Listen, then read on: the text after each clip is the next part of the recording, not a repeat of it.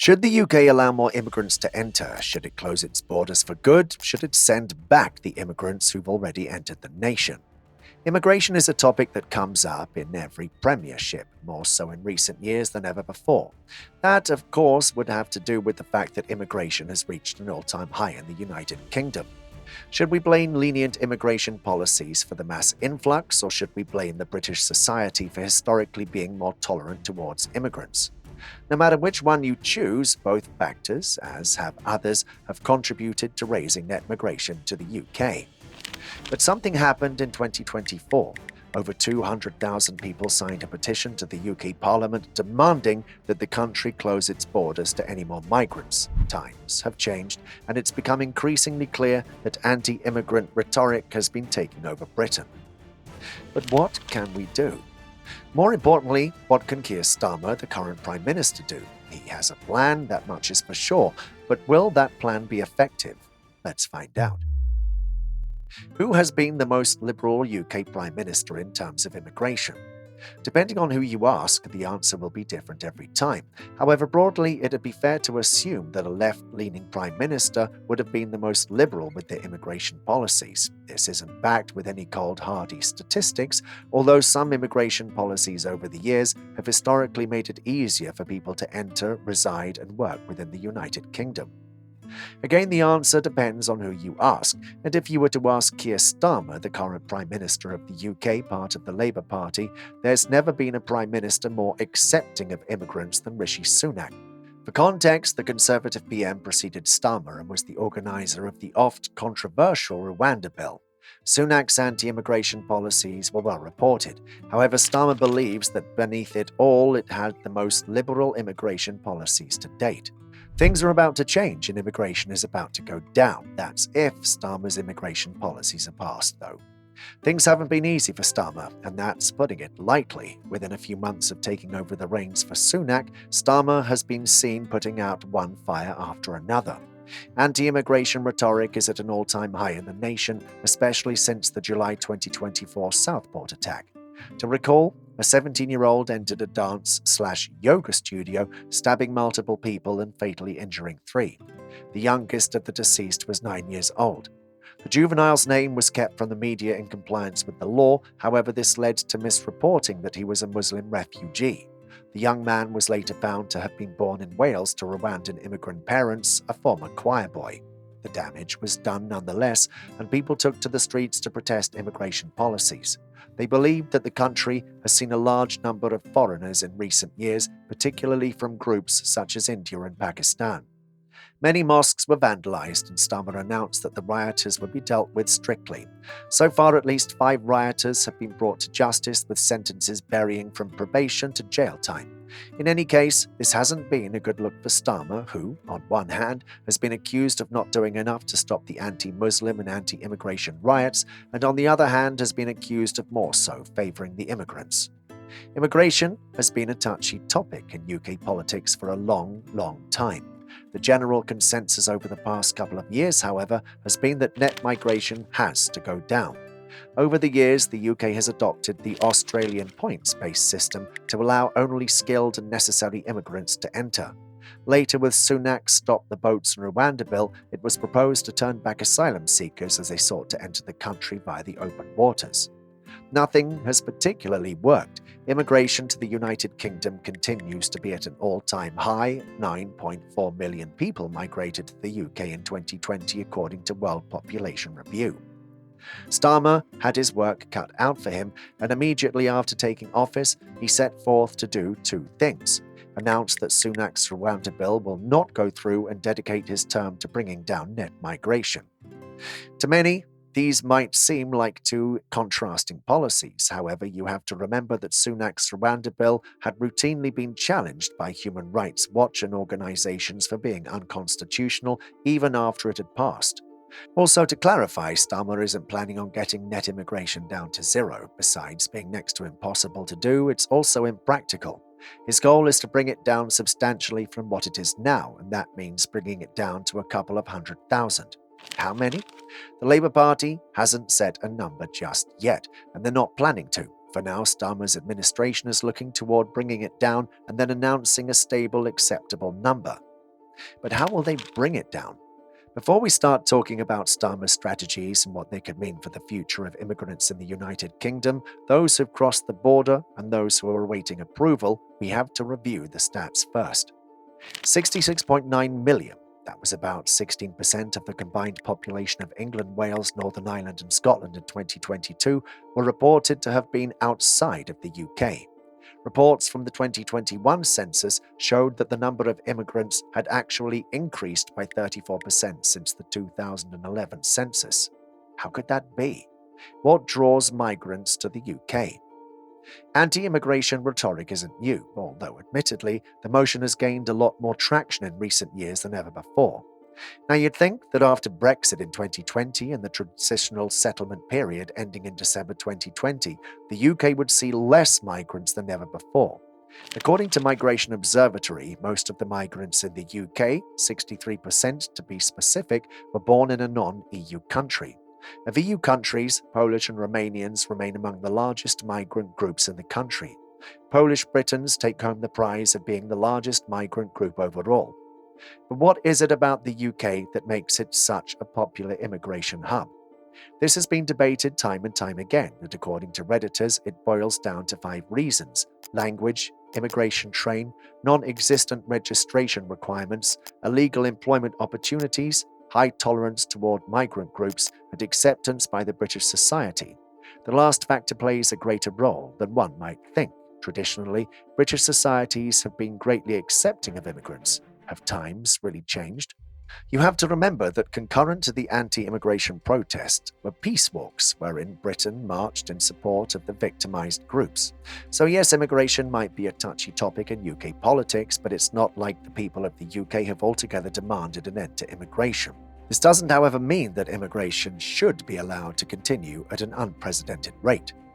The Rwanda bill might have been controversial for Rishi Sunak's proposition that asylum seekers be transported to Rwanda, where they would be allowed the chance to seek Rwandan citizenship instead. However, asylum seekers have been facing problems in the UK too, namely with the move-on period during which an asylum seeker has been granted refugee status, but only given 20 days to move on from state-funded asylum hotels and find jobs. The time period has been criticized for being unjustly short. In the end, many new refugees find themselves in the streets. So besides cases of racism being recorded in 2024, immigrants have a statistically greater chance of becoming homeless, both valid enough reasons to suggest that immigrants are not the issue. However, we have to look at every side here, and that brings up an all-too-common question. How has mass immigration changed the lives of everyday Brits?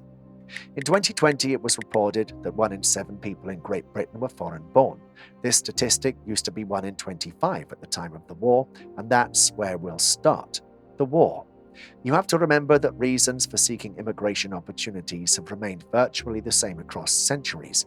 In 1948, immigrants were asked to come to the UK to fill up the labour shortage. We're, of course, talking about the Windrush migration that saw a sea of people entering the United Kingdom, almost all of them undocumented by the Home Office.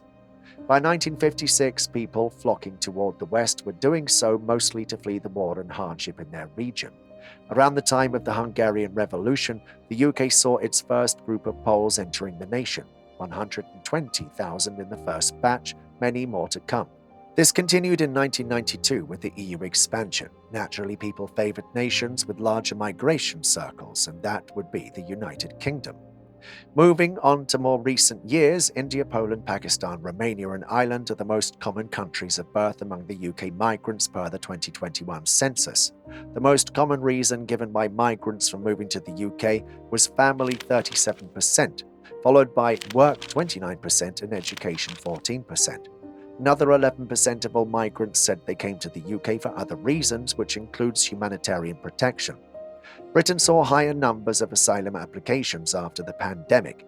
In addition, the government created several bespoke humanitarian routes in response to the geopolitical situations in Ukraine, Afghanistan, and Hong Kong.